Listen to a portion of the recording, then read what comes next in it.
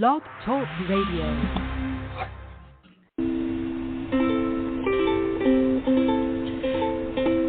Hi everyone, this is Camille from sunny California, and you're listening to the Coffee Chat with Camille show, which is the podcast series that interviews various guests about real-life topics for people who love to learn.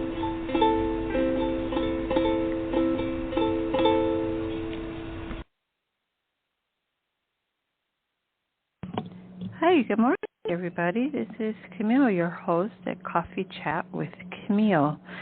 Or the name of our show today is I'm basically introducing executive producer and director of a movie. The name of the movie is Adalynn, and I have Malati Patil, Jake, Byrd. I'm going to give you a brief bio about both of them. I hope I say her name right, Malati Patil, who goes by Mala, was born with her feet in Mumbai, but her heart is in America. Her journey was challenging, but her feet helped her to build a strong belief in herself and the spirit needed to survive and thrive. After graduating from Mumbai University with a degree in engineering, her stories as an Indian are funny, are inspiring, and educational. Mala continued to satisfy her thirst for knowledge. She currently uses her pragmatic, business savvy, and unique perspectives to develop genuine, interesting, and socially relevant projects like her postpartum thriller, Adalynn, and the Dream series, The Mumbai Girl. Okay, that's Mala's bio. Now we're going to go to Jake Byrd, who is, I hope I say it right, Byrd or Byrd, who's a director. Jake has been a horror junkie for as long as he can remember. He didn't make the jump to creating them until he was 38. After 13 years as a surgical technician at Kaiser Permanente, Jake decided to take a leap and start creating these terrifying stories that had only lived in his head thus far. Born and raised in San Diego, Jake quickly started winning accolades at local film festivals, racking up a number of wins. He and his wife, Malati, as producers, formed Jacala Productions. Jake has honed his craft while making short films and his debut feature, Adalynn. With years of experience and decades of appreciation for the very style of film he's interested in creating, Jake has everything he needs to craft his own brand of horror filmmaking. Okay, and you can find the movie on Amazon and or Apple TV, and you can also find it by clicking on the Amazon.com link that is provided inside of the show notes. Okay, so I actually have both Mala and Jake in the waiting room, so let's invite them on into the studio and start our magnificent interview. Okay, one moment. All right, here we go. Hello, welcome, Mala and Jake. Hello. How are you? Hi, welcome. I'm so thrilled to have you on the podcast. And we have a little bit of questions to unpack and have our audience familiarize themselves with you. So the first question I'd like to ask is, what was your background getting into the film industry? Actually, I didn't have a background in the industry at all. Just something I taught myself as I went along making my films. And so that's pretty much my background, was kind of self-taught. And for me, I am an engineering graduate. My actual degree is in electronics and telecom, and that's the field I've worked in for all these years. And so this journey has been pretty new to us. Both of us just new to the movie industry. Thank you so much. And then how did you decide that, is it Adalynn? Adalynn? Is that how you Adalynn, pronounce the movie? Adalynn, yes. Okay, so how did you decide that Adalynn was as your first feature film? Well, we were looking for a topic that we could make it very self-contained and minimal locations and actors and actresses. And so we had some friends that were just had a baby, and she was talking about how she went through postpartum depression, and she was talking about how it was really tough for her, and her thoughts got really dark, and that just got my mind thinking. And then fast forward probably about a year later, when we decided to do this, we needed that self-contained idea, and so we just that popped in my head. I'm like, oh, perfect. I mean, one location, minimal actors, and it just kind of fell into place.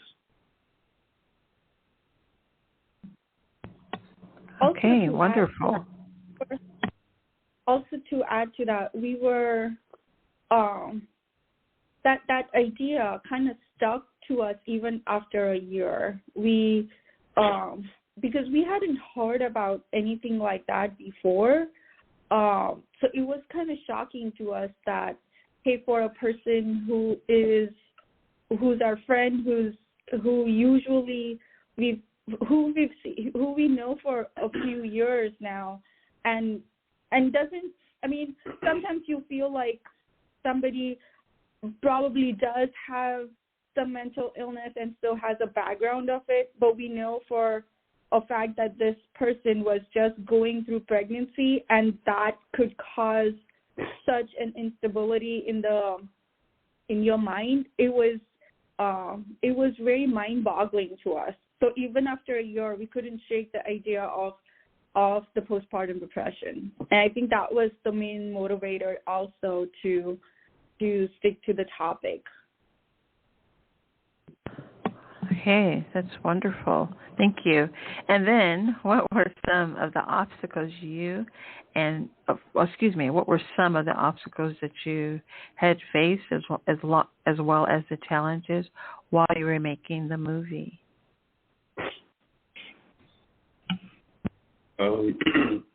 Obstacles, there wasn't very many. We had a really small crew, and we all got along really well. But probably the biggest obstacle was we had to do something for a budget constraint, which I'm not going to say what it is because it gives away the ending. But we were just moving so fast that we couldn't see the little problems that it created. And so when we went into post, we had noticed it, and so we was like, look, this is something we have to address. And so we went back and we actually changed the ending to help compensate for that budget constraint, and the ending we have now. So that was probably the biggest obstacle we ran into. And I think, like while doing the project, we didn't. But if I look at it in an overall bigger scheme perspective, like apart from the fact that we are newbies and we were knocking on the doors, but we couldn't really get any funding. Obviously, we had not proved to anybody any. We don't have a movie background. We don't have any accolades in movie business, so nobody was going to fund us. So we had to fund the movie ourselves. Apart from that, like we also shot the movie in COVID. So there were some obviously constraints to the fact that the crew had to be at one spot, and we had to like all be masked up, making sure that we're using sanitizers and stuff. It just adds an overload. A thing that while you're trying to shoot the movie in 14 days, 2 weeks, you have to add that extra layer of like making sure that everybody's safe. The good part is nobody felt sick. We were all fine. So that worked really well. And the other thing was, like, when you have budget constraints, you also sort of have to work with the crew who fits into your budget. So they might not come with with as much experience as you would like them to. But we like when you watch the movie, you realize we got very lucky with each and every person on our team. They gave it their 200%, and it shows on the movie. Oh, that's excellent. So what lessons did you learn that you will take with you going forward into your next project? Lessons we learned. I think the big part of our learning curve was the preparation that we did. I think we could have done a better job at just prepping ourselves a lot more, giving ourselves a little more time to prepare. We were so excited to get done with the project. We kind of did not, in hindsight, did not realize that we didn't prep as well as we should have. That's one. And then on another side, I think, and we also learned that movie making is as a creative process. You have to sort of program yourself in a way that not everything's going to go as planned. So you should be open. Like you said, we had to change the ending, which I had a hard time really digesting at that time, that, hey, we were going to make a big shift from our original storyline. But as a project, as art, you have to be open to seeing those, to be able to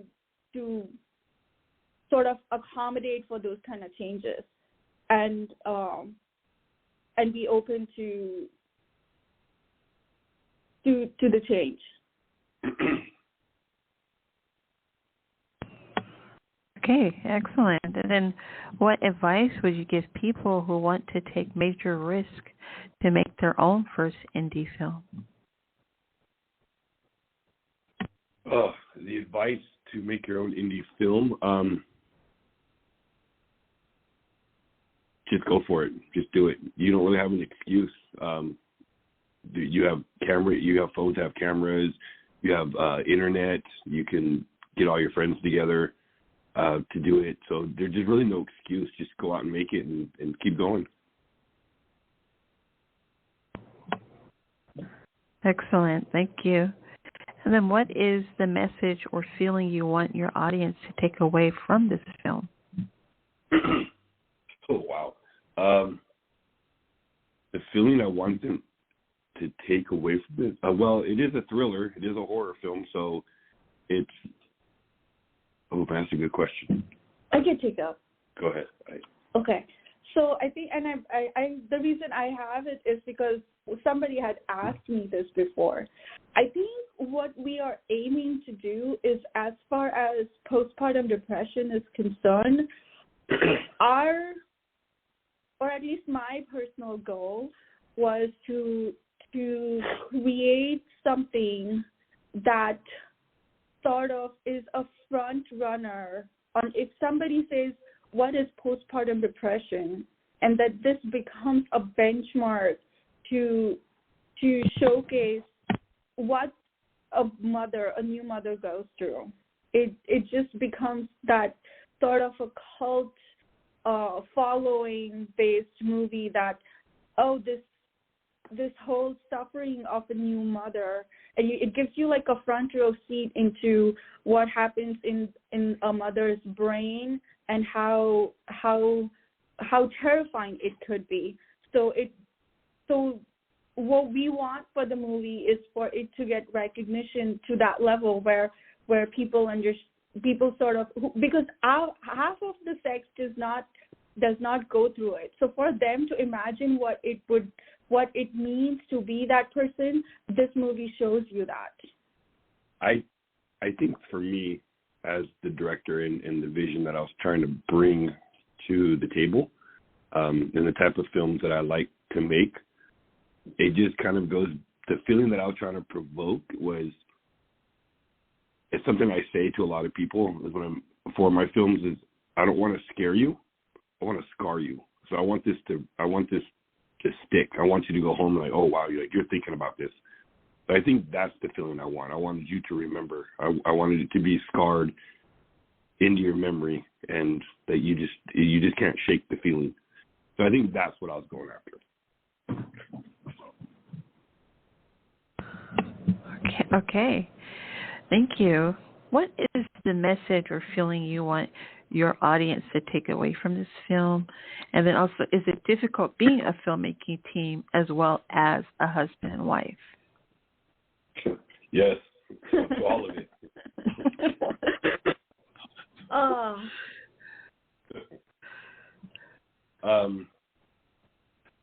Well, the message we wanted to go across, there wasn't. I didn't want this to be an educational film. That wasn't my intent. Yes. But to bring light to what things can happen, how bad things can turn, and how quickly they can turn. When you probably have a child and you're kind of struck with this depression, just to be a little bit of not aware, but just kind of understand what someone might be going through. And in terms of being a couple and making films, yes, it is very hard and it is very challenging on every single level, and it can also bring problems. So just be aware of that. All right. Thank you for the advice. What is a funny experience you shared with the cast and or crew during production? I got this one. We were filming a scene where the character is kind of going crazy and she's throwing stuff on the floor and on the table there was a vase that we had bought. It was a breakaway vase, so it breaks very, very easily. And our actress Sydney is very, very talented, and she never breaks character ever. And during the scene, she was supposed to grab the vase and throw it at the wall, and it's supposed to shatter. I don't know how she did it, but she hit the wall with, I guess, the hardest part of the breakaway vase, and she knocked a hole into the wall. And she completely broke character, and she looked back at me and was just so shocked. And everybody was looking around like, what in the world just happened right now? And there's this big hole in the wall. And it was just like, oh, my God, we rented this Airbnb, and now we got to repair the wall. And it was just, we all kind of just started giggling because it's like, how did this happen? And so to add to that, for your audience to clarify, the breakaway vase, they are made out of sugar. So they're not glass. Like most of the times when you see in the movies, like if people are breaking glass stuff, it's a sugar thing. So that the shatters of the glass, which even after breaking, they look like glass, but they don't hurt you as much. So when you're using a breakaway glass in the movie, you're throwing a sugar-based piece, so it's not hurting other people. And so in hindsight, we are also expecting that, hey, it's not supposed to destroy this wall. And there you have it. It's a big hole in the wall, and a lead breaks the character. And yeah, it was just a whole day that day. Wow, yes. And okay, wonderful. The next question.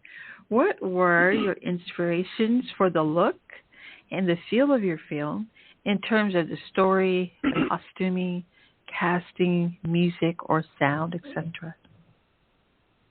The inspiration, the one thing that I told my director of photography when we're putting everything together, that the one feel that I was going after was I wanted to make sure the audience feels exactly what the character is feeling. So if she doesn't know what's real, I don't want the audience to know what's real. If she knows what's real, I want the audience to know it's real. I want them to be just as confused and lost and dumbfounded as she was. And so that was the main concern. I just want to make sure we take this audience on a ride and they feel exactly what she's feeling. And that was I said that from day one. And so that was kind of the feeling we're going after. We want to make sure the audience was feeling uneasy when they needed to feel uneasy, and what in the world is going on. And so that was what we were going after. The main feeling of being lost in the story as she was. And I would add to that when you take somebody on a ride of that nature, Jake also did a really good job on making sure that the end has a really good payoff. So like this whole 80 minutes or so, you're in this ride with the mother, all confused, and then in the end it just pays off. Everything just unwinds itself and shows itself, and it pays off really well. So I'm a really huge fan of the ending and how Jake put it together in the movie. Okay, wonderful. I can't wait to see the movie myself. But the next question is, what projects are on your slate from the coming years? On the slate for what? Oh, in the coming years. What is on the... We have one in the works now. Give me 1 second, sorry.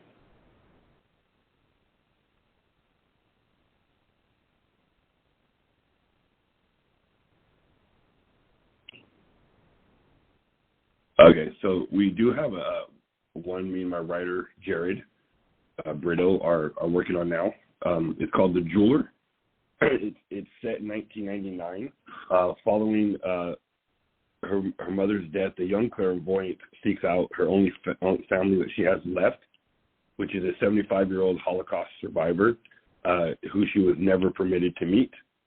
But when she surprises her grandmother at her remote farmhouse, she learns dark secrets about her family tree and reawakens the wrath of the jeweler, the feared concentration camp Nazi who went missing in World War II.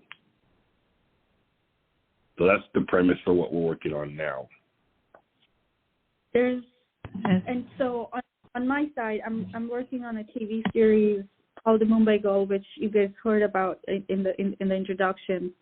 It's a TV series that gives you sort of a view into what it is like to grow up in an Indian atmosphere, wherein you're expected as this generation's woman, you're expected to be this working woman, but then you're also expected to follow all of the traditional requirements of being a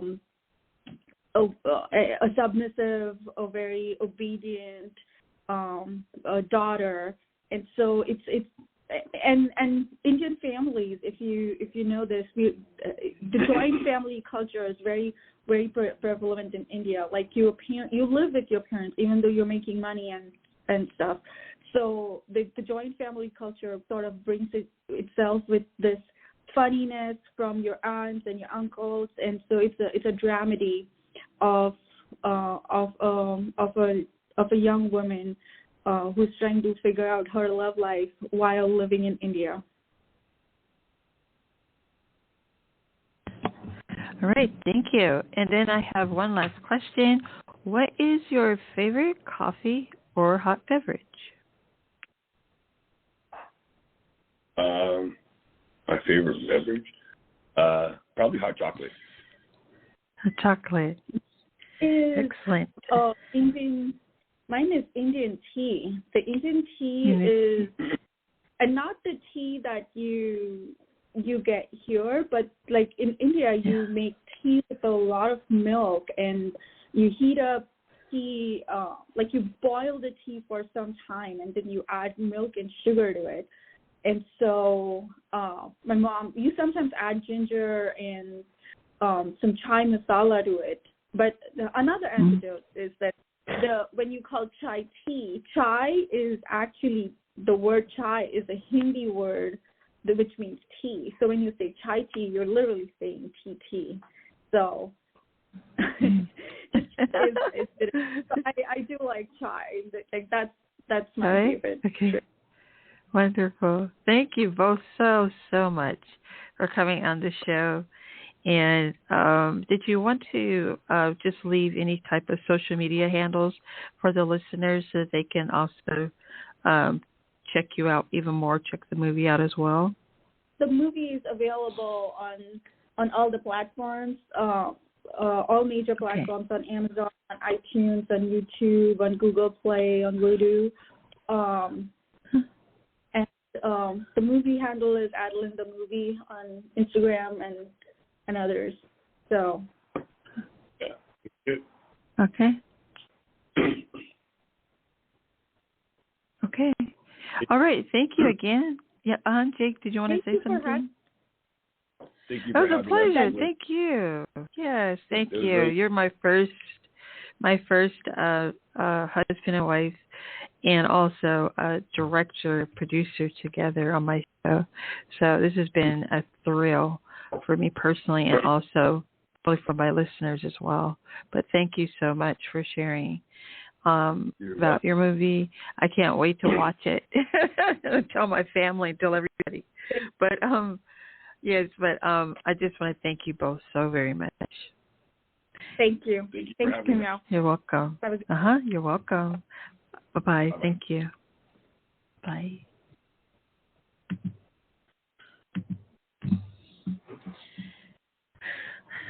Okay, everyone. That was the wonderful couple, Malati and Jake, Malati Patil and Jake Byrd, or Byrd. As I just stated, and I hope that you all worldwide are listening, but this is a new movie coming out, and the premise is based on a woman going through postpartum depression in part, right? And as I'm listening, to the director, to the executive producer, to the both of them, I was just getting so like, oh my God, I want to see this movie, because I'm a huge movie buff. I've been fortunate enough to be in movies and work on stage and all that good stuff. But I will say this, I just really want to always say this to you as an audience and listeners, to please support our creatives and go out and enjoy yourself. They are providing us some entertainment, okay? Maybe a horror thriller, but we know there's a massive genre out here for that. And this sounds quite original, may I add. So what I do want to say is, again, thank you to Mala and to Jake. The movie is named Adalynn, spelled Adalynn. I forgot to ask them about the release date, but you can find it. I found it. It's on IMDb, and also you can. Wait, I hope I'm saying that correctly. One moment. Adalynn. No, I apologize. It's Adalynn, spelled ADALYNN,